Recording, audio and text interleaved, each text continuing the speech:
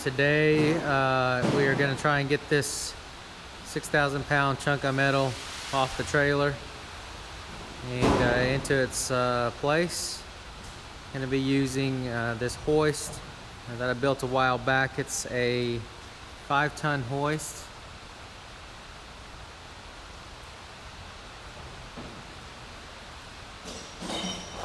And it's called a T-series gantry hoist.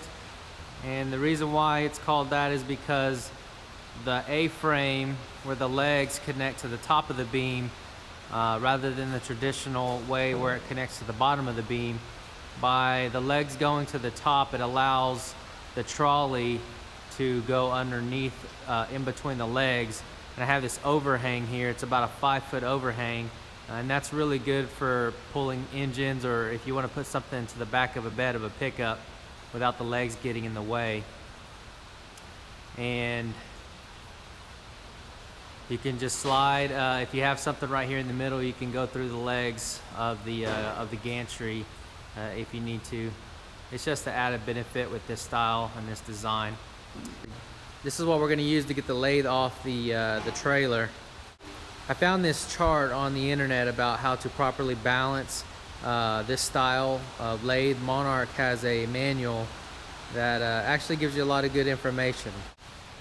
Alright, I got some new chain here to lift the lathe with, and I've got some hooks for the ends, and I'm going to get these on here and then get these on the lathe and get them positioned correctly so that we can lift it off the trailer.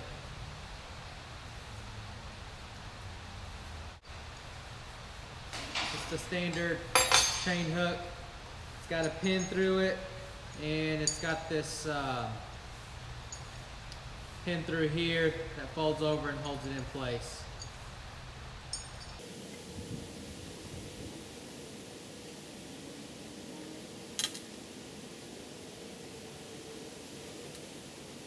This is a 3/8 hook, and this chain here is 3/8 chain. It's a 70 grade chain. It's why it's got this gold coating on it.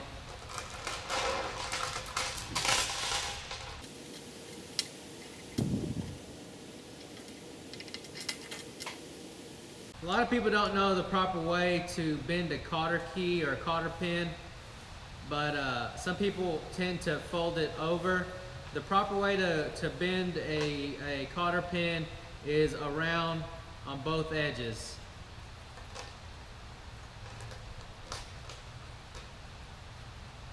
So just like this.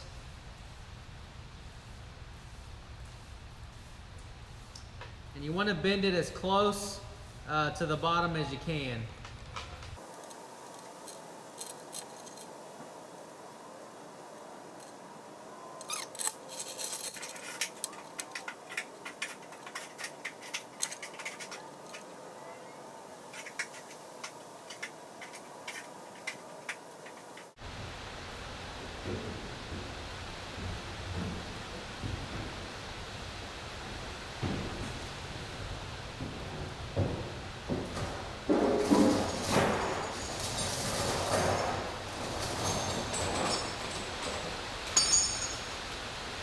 I was originally using this chain, and I knew that this chain is a little bit too light, but I just used it to find the center point and to get a good idea of where this would be balanced.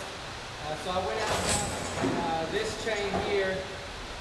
It's rated at about 7,000 pounds straight, so when you double that, you've got about 14,000 pounds whenever you double this over. So this is what I'm going to use. I think this will be sufficient for getting this off.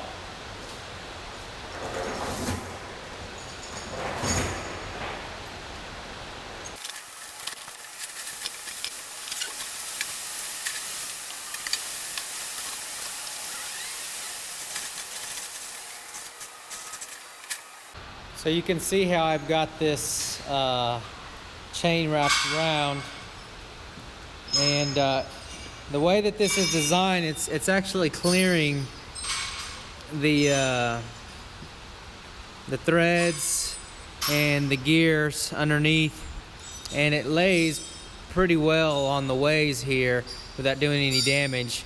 And so when Monarch built this, they're actually really smart, and to tuck these things in underneath the ways versus having them sticking out, and then it makes it very difficult to lift this without bending something. So I've got this set up according to what the manual says in the lifting points, and now I'm just going to do a test lift and see how it balances out.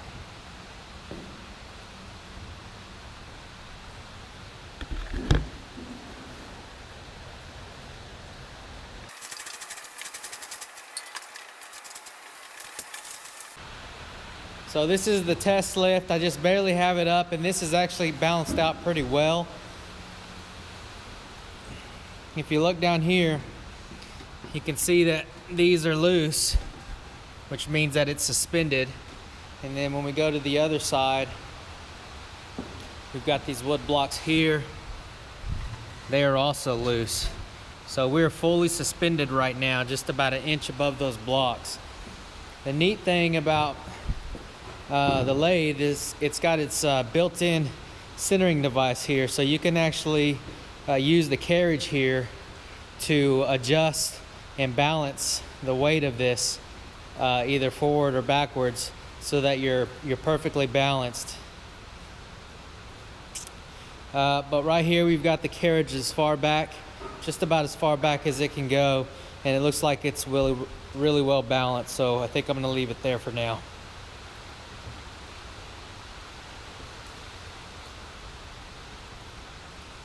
Okay, now I'm going to get the trailer hooked up and get everything in place so that when this is suspended I can pull out from under it.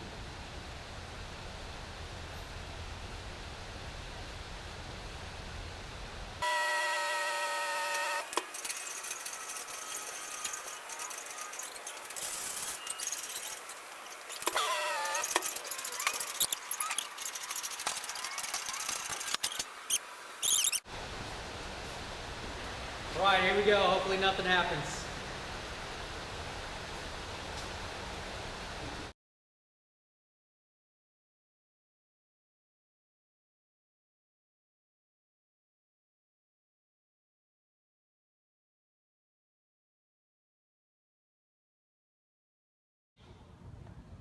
Okay, so I have some good news and I have some bad news. The good news is that we got the lathe unloaded in its final position on the ground, and I got it exactly where I wanted it to go. Nobody got hurt. Nothing got broken in the process. The bad news is that I didn't get any of it on film. So I was using the GoPro, and you know, I really want to like that thing. I know a lot of people use it, and I know that it has some really good reviews from a lot of people out there. But I've had several issues with this one, and I don't know if I just got a defective one or not. But for whatever reason, it got the first 5 minutes of the video or so, and then it didn't capture the rest of it. So I don't really know why that happened. It was recording, and then whenever I stopped recording it, the GoPro went into a busy mode, and the display said camera busy. So I don't know if that has something to do with it or not. The other thing is that whenever I plug it into my laptop, the GoPro shows up when I use the USB and plug it into the USB port. The GoPro shows up on my laptop, but it only lasts a few minutes, maybe a minute, and then the GoPro will shut off on its own. So I don't really know what's going on there. I'm gonna have to investigate it and do a little bit more research and see if I just have a defective one or if it's something that I'm doing wrong. But I didn't capture the video. But I'll show you a little bit of how we got it off the trailer, and what that process was, and I'll show you the lathe, around the lathe a little bit more. Okay, so here is the lathe. And here's the gantry hoist that I was using, and you can see that it is turned in a different direction. So what I did was I hooked up the hoist, and it was turned in the other direction. I hooked the hoist up to the lathe, and I had to make sure it was perfectly balanced. And that was the key thing, is that it has to be perfectly balanced, not only from one side to the other, but front to back as well. And it took me quite a while to get that balance. And I ended up wrapping the chain right around here, and through the bottom, through the front, and then you've got this center post right here in the middle, and that was kind of a holding point for me as well. I wrapped the chain on one side of that so that it wouldn't slide any further, and then I would use the carriage to do the fine adjustment. So the heavy end is on the headstock end, and so I had to kind of front load the chain towards that side, and then once I get it up in the air, I kind of balanced it and did my fine tuning with the carriage, so it was perfectly balanced. Once I had it perfectly balanced, I lifted it above the trailer about 6 inches, and I removed the wood blocks that were holding it, or that were stabilizing it, and then it was pretty much floating in air by then. So I let it sit there for a minute or two just to make sure nothing was going to come crashing down, or that, you know, the slightest bit of wind would send the lathe off of balance. I let it sit there for a minute, and once I felt comfortable, I then pulled out from underneath the hoist. And that's a pretty scary moment. Whenever I did that, you look back and the hoist is, the lathe is hanging balanced in the air about 5 foot off the ground. And it was a pretty scary moment, but that's what the hoist was designed to do, and it handled it very well. I'm pretty happy with how the hoist performed. It is a 5-ton hoist, so it was plenty strong enough within the capacity of what it could handle. But it's always pretty scary whenever you're just moving 6,000 pounds of steel. It's going to be scary no matter how you do it. So we're getting her cleaned up. You can see all the chips that are under here. You got nest, beehives, you got some ornamental iron parts in here. Let's see what we've just already pulled out of here. I'll show you the back side. See all these chips that are in here and things inside the taper attachment.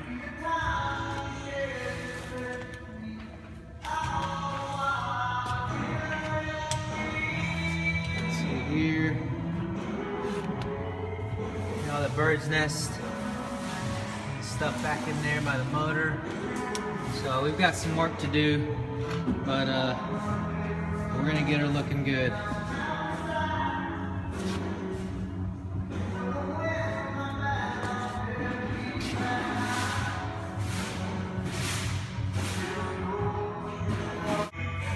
Alright, here's what we pulled out of just what was on top of the coolant sump. And so here's the coolant sump. So now the mystery question is what's underneath it. Hopefully it's not too bad. So we'll lift it up and we'll see what the sump looks like. I can get in here. There we go. That's the sump. So it doesn't look too bad. It looks a little rusty. But it's not full of junk, at least. It is going to need some work, though. So we'll get that all cleaned out and try and get some of the rust off of it. Maybe shoot it with some primer. Alright, so we lucked out there. Not too bad. We'll continue cleaning. So we did a little bit of cleaning. If you remember, that the pan was completely full, and now we've got all the chips out of the pan, and here are the chips here, and that bucket's not completely full. It's probably about a quarter of the way full, just completely full of chips. And I'll show you the back side, all cleaned out, looking pretty good.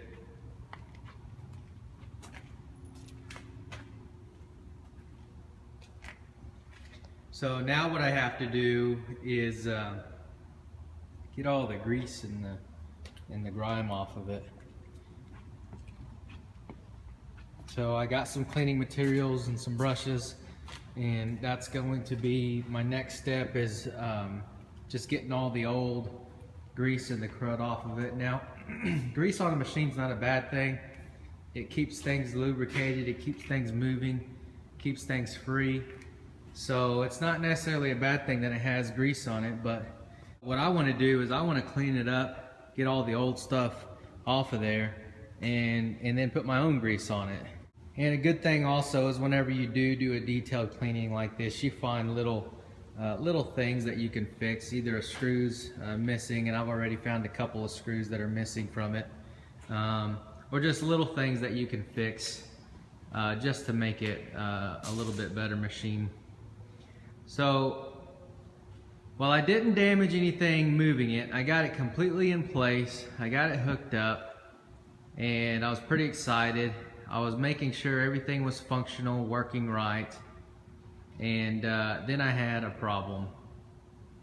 So when I was testing out the carriage and making sure that the feed worked properly, the handle right there, I don't know if there's just so much slack in that handle, or if the handle is bent, or what it is, but it came in contact with that piece right there on the bottom, you can see, and that shaft runs all the way to the front. I'll show you the front of it.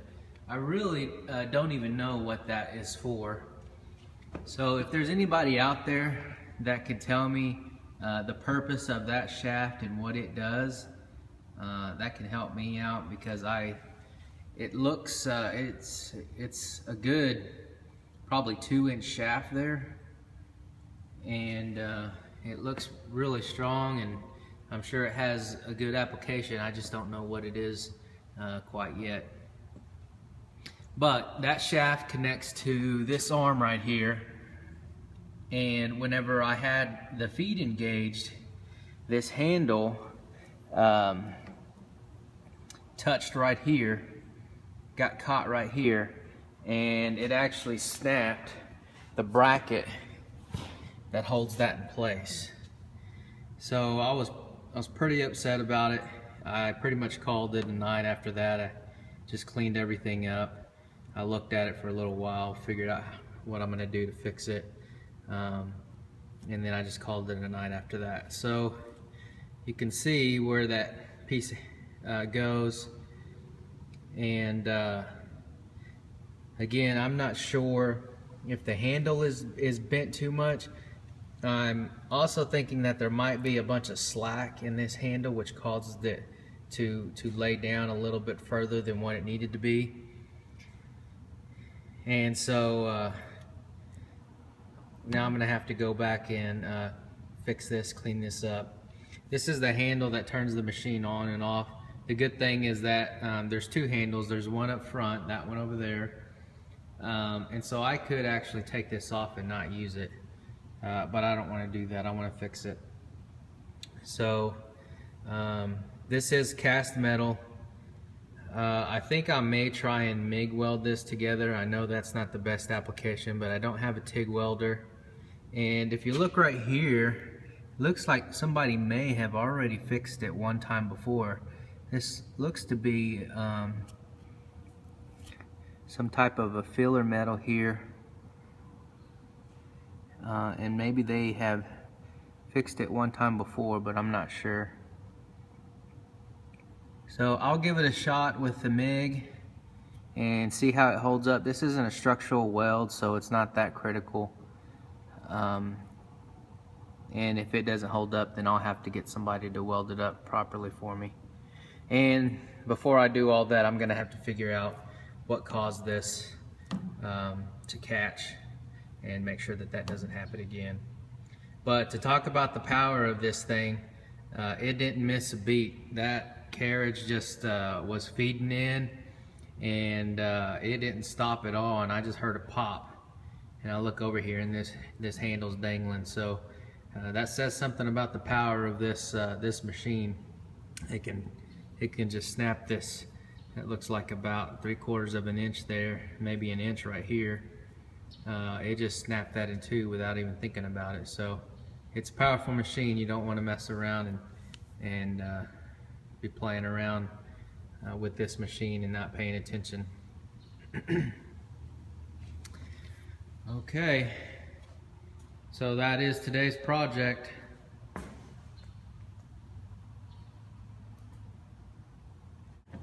Okay, now I'm gonna start taking off this handle and the bracket so that I can start repairing it and figure out how to fix it so it doesn't happen again.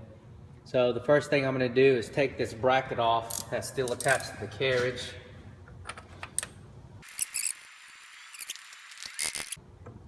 And then it's got a little pin that holds it in place.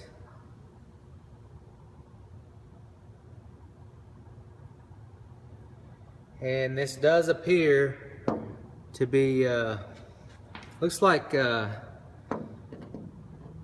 silicon bronze is what they use to weld that back together. So it looks like this is not the first time that this has happened. And you can see right here that the discoloration. That silicon bronze has this gold color to it.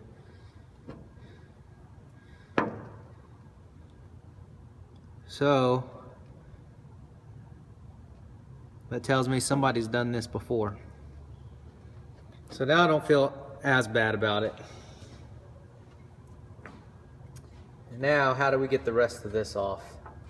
I know on this end there are another set of bolts. Let's see if these are 3/4 bolts as well.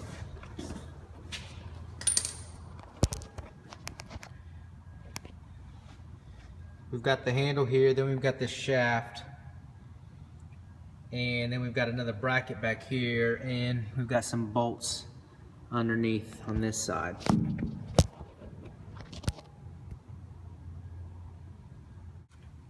Okay, I'll get these bolts taken off.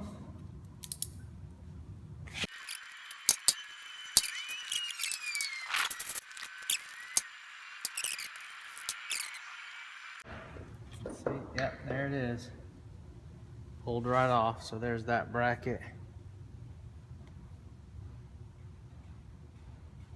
Looks like it's got a brass bushing in here. Seems like this may have been also repaired. Looks like there's some silicon bronze on this end also, but it's kind of hard to tell. Either it's just a bad casting job, or maybe it was a two-piece cast and this is how they put it together from the factory. They may bronze these, or they may weld these together from the factory, but it's not very clean looking. That's interesting.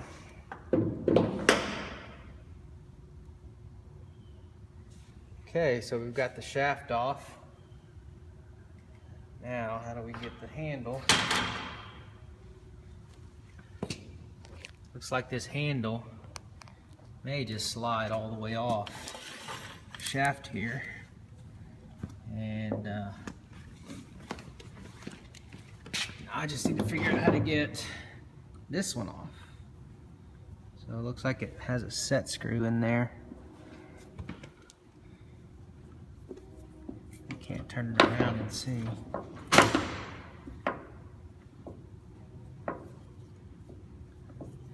I bet that's a pin, and I can punch that out. So I'll try that next. Okay, I've got a metal block I'm going to place in here to support that shaft. I'm going to try and punch this pin out. Be careful. Yeah, went right through. Not very tight. So I'm going to use an Allen wrench to push that the rest of the way.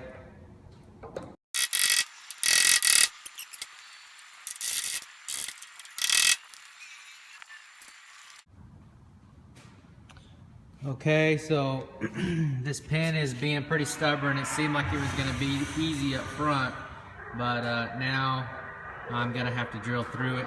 I did try heating it with this heater here, and I heated it. I pushed it through a little bit more, but still not far enough. So I'm going to continue to drill through it now. And it may relieve enough pressure. I can punch it through. If not, then I'll change my drill bit size and go up another size and drill it completely out.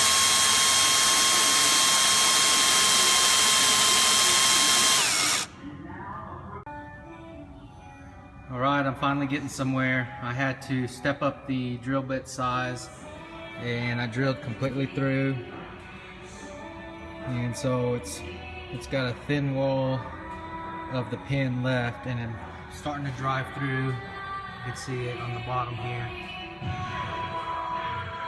So a couple more whacks at it, and I should be all the way through, and I can finally get this handle off. So spent about a good hour and a half trying to get this off, being the least destructive. I end up having to go this route, but it's working. Alright, this thing is gonna fight me till the end, but you can see I got the pin pushed through. I'm having trouble getting through that last little bit, but I'm able to clear the shaft here, so it'll come off just like that. And here's that, there's the pin. Last little bit is giving me trouble, but I should be able to get it out now. Stick that in the vise and I can pull that out. And this handle should just pull right off. There's no surprises.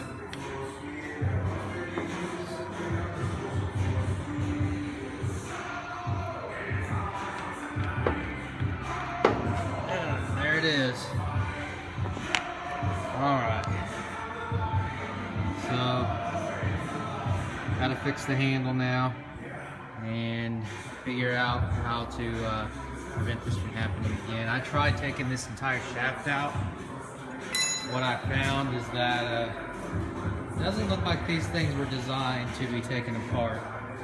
I cannot figure out how to get this this gearing mechanism apart so that I can remove the shaft. And then I took it and I unbolted it from the back end as well, and those pins in the joints there, they're welded in place, so they're not designed to be removed. So they built this thing. They built it to be built, not be messed with. So I will figure out what I'm going to do with this shaft dangling and get the rest of this fixed.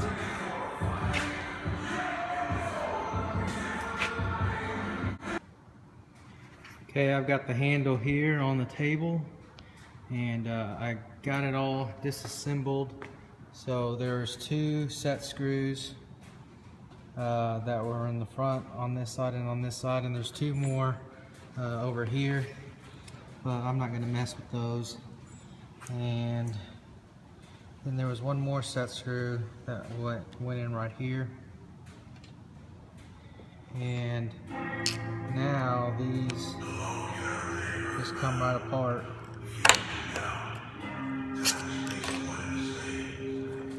There we go.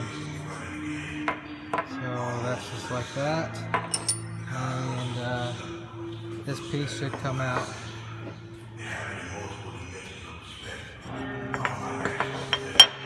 There it is. Now I can figure out how I'm going to weld this thing back together. You can see this handle here.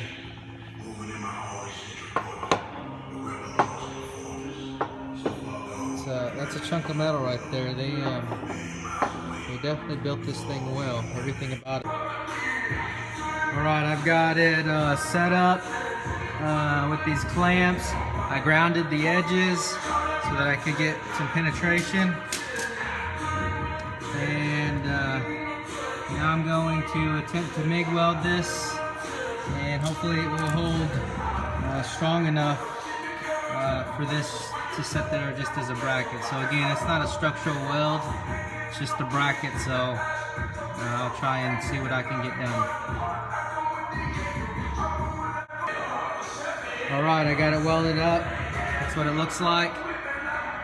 And I'm going to let it cool off, and then I'm going to turn it around and weld the front side of it.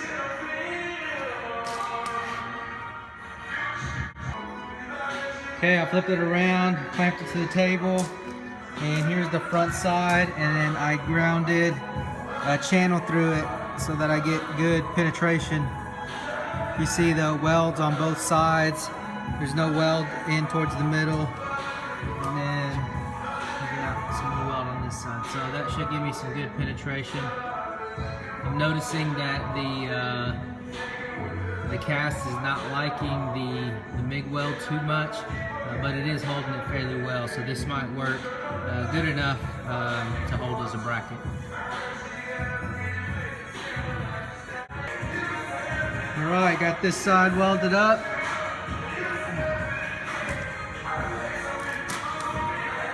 Now I'm gonna grind it flush, make it look pretty, and then see how it fits. Alright, I've got the top cleaned up, ground down flush, so it came out pretty nice. Even though it didn't like welding up to that cast metal, the finish came out pretty well. Let's make sure that the bolt still fits in here.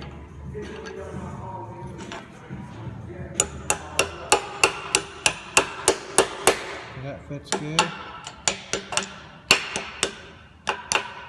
Alright, now we'll clean up the sides and then we'll put it back on. Alright, that's the finished deal.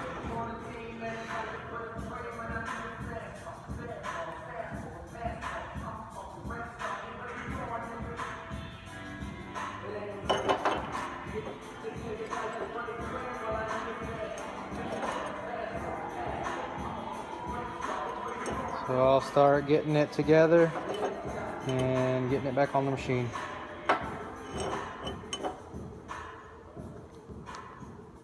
Okay, I'll show you my tactics for Operation Deep Clean. Here's the tools that I have, and just a bunch of general things that you can get from your local hardware store. So I've got this hard wire. It's not a wire brush, but it's a hard bristle brush to get that hard grease off. Got a rag here. I'm using this Simple Green heavy duty cleaner. I'm not really an advocate or anything of this stuff, but I've seen it used before, and it says heavy duty on it, so I'm gonna give it a shot. This is a concentrated cleaner, and it says makes up to 16 gallons, so I don't know what the ratio is, but whatever the ratio is, I'm probably just gonna double it anyways, because I want something pretty powerful to get all this stuff off. And so here is a spray bottle. I'll be using that to spray it on, and then the brush to wipe it off. So once I get it all cleaned up, then I want to make sure that it gets lubricated properly so that it doesn't start rusting on me instantly. And I'll be spraying everything down with WD-40. And also in some of the places where And also in some of the places where some bolts might be pretty tight, I'll shoot that on there to help free up some bolts or anything like that. Particularly what I'm thinking about are the feet and the bolts that are the fine adjustment for the leveling. I'll have to shoot those pretty good and get those broke free so that I can level the lathe later. So that I can level the lathe. So that I can level the lathe later on down the road. That was pretty tough to get out. Try saying that 5 times fast. Level the lathe later on down the road. So there you go. There's your challenge for the day. Okay, and then finally, I've got some whey oil. So this is probably something you can't get from your local hardware store. I ordered this off the Inco site. But what I use, and I've done some research on it, there's a lot out there, but what I found that a lot of people are using is this mobile Vectra oil number 2, and that's a whey oil. And I'll put that in that container there, and then I'll shoot all the wheys and all the hardened surfaces, and I'll make sure I'll get all the threads and the shafts with this whey oil on it, and run it back and forth, make sure they get coated fairly well. So that's it. That's the tool belt there. So next time you see her, she should be looking a lot better. We're getting there though. This is a lot better than, she's a lot better now than how I found her. All right, well, it's time to get to work. Here is the cover to the Monarch lathe. This is what covers the belts and the pulleys that's connected to the engine. So what I need to do here is there's a dent right in here, and I want to beat that out, straighten that up a bit, and then you can see the outside of this doesn't look too bad, but whenever you flip it over, it's pretty nasty looking. So I'm gonna try and get this cleaned up as best as I can, and then get it put back on the lathe.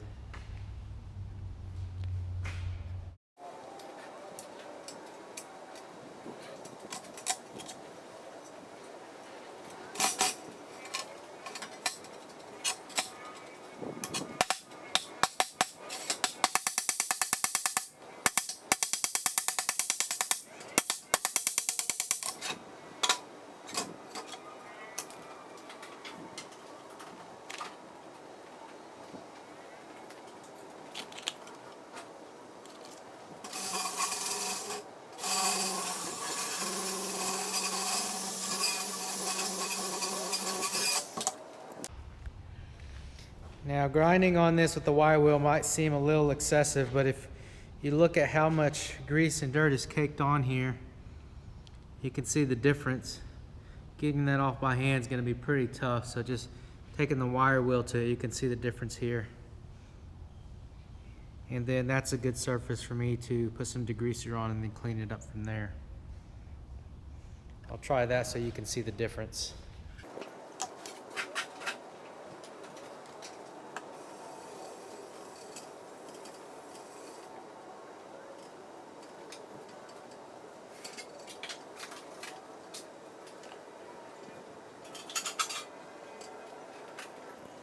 And that's what it will look like whenever the whole thing is cleaned. So this is back down to the paint, and this is covered with the grease. All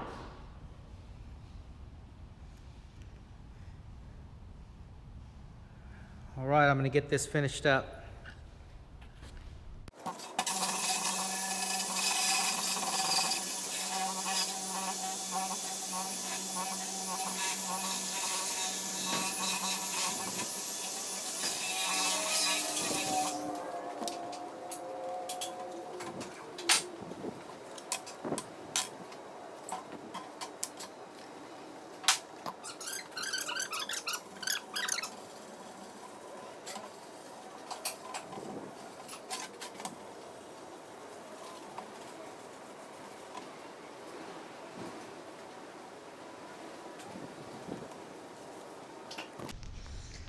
All right, look at that.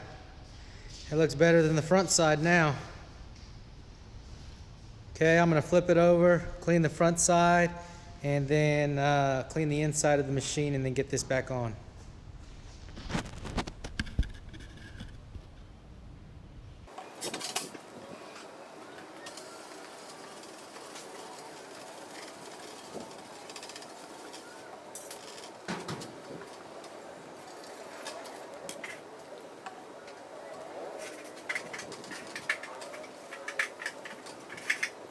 All right, that's the front side. Here's the inside of the motor and the pulleys, the belts. So it's not too bad in here, but I want to get in here and clean this up before I close it up. You can see the motor's got a little bit of grease on it, and I want to get that all cleaned up and then close it up.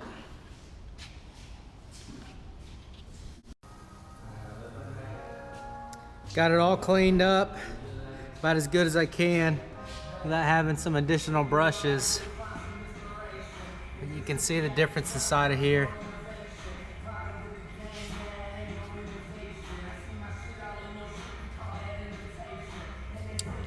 Got the motor all cleaned up. There's a grease start on that motor.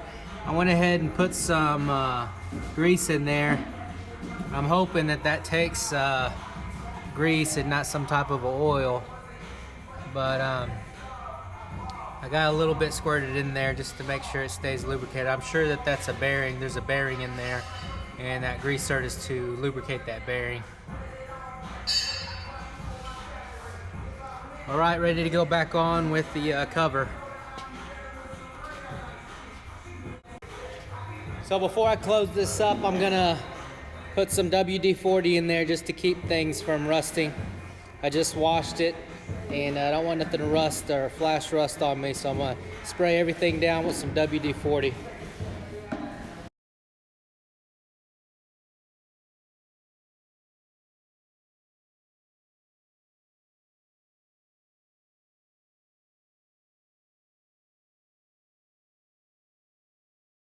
I'm just gonna do one run through test on the slow speed just to see how things look in there while the machine's on.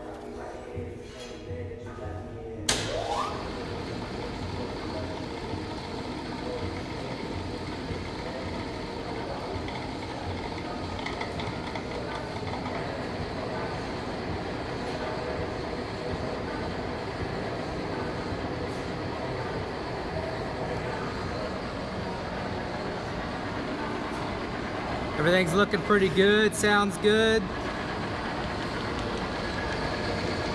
Flowing pretty smooth. I think that's a happy machine.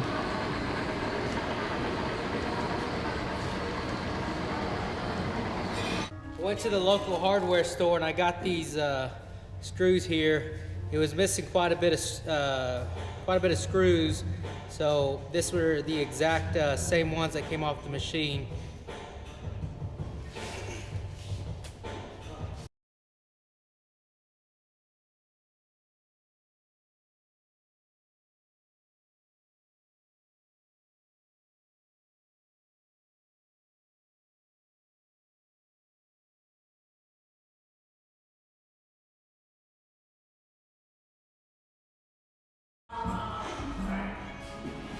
Here's the cover for the clutch.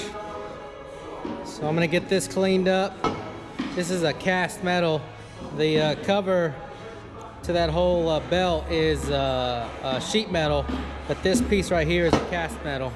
And I assume that's because if that clutch ever came apart, you'd want it to be contained within this bowl here. And then this is just a vent cover. I'll get this cleaned up.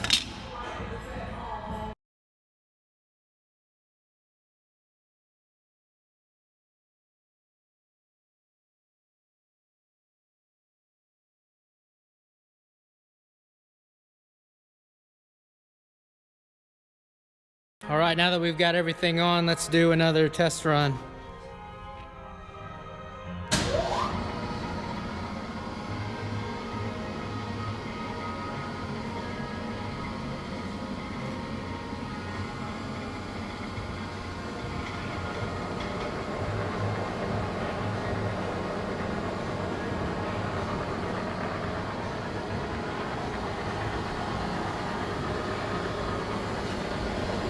All right, don't hear nothing banging. I think we're good.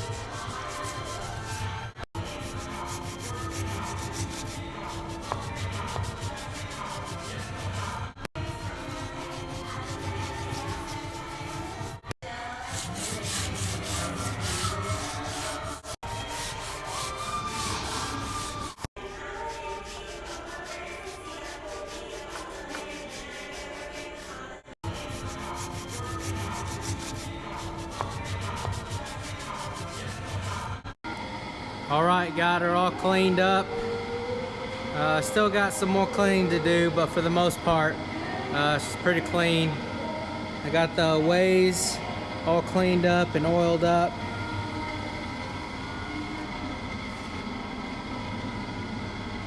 All the gears, the drive screw.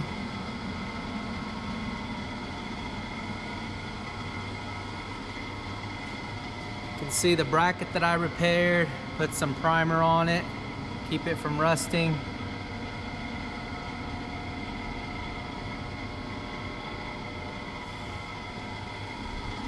And she moves pretty smooth. I'll turn her on.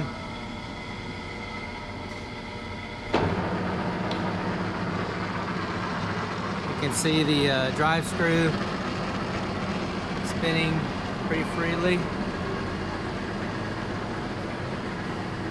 And I'll engage the half nut. I'm past the danger zone here.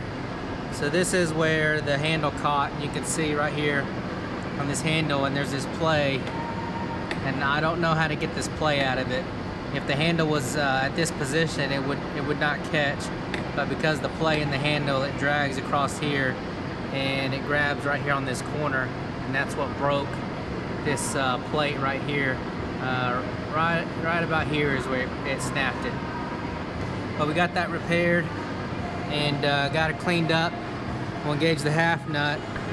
You can see how smooth it's moving now. It's hard to see it on the camera, but earlier the carriage was not moving as smoothly as this. It was still moving, just not as smoothly. Now that I got all the grease and the gunk out of it, it's moving real smooth. Another thing was that at this speed, this drive screw here was shaking a bit, and I think that's probably because of the stuff that was clogged up in it. Now that I got it all out, there's no movement in this drive screw at all, and I can go a little bit faster. I had it up a little bit faster than this, and it was just as smooth.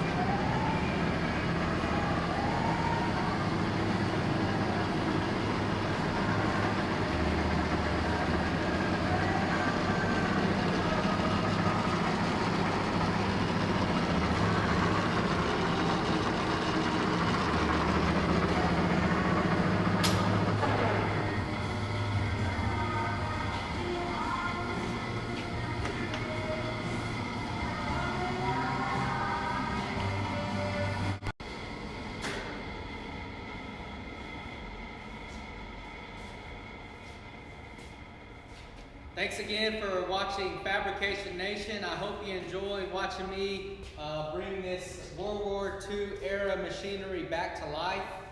And it has a home in my shop now. I'm very happy about it. I'm happy about the purchase. I'm happy about how it operates.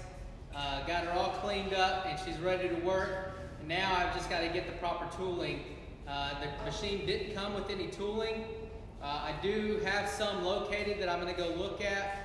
But once I get the tooling, I'll be ready to do some work with it. Thanks for watching.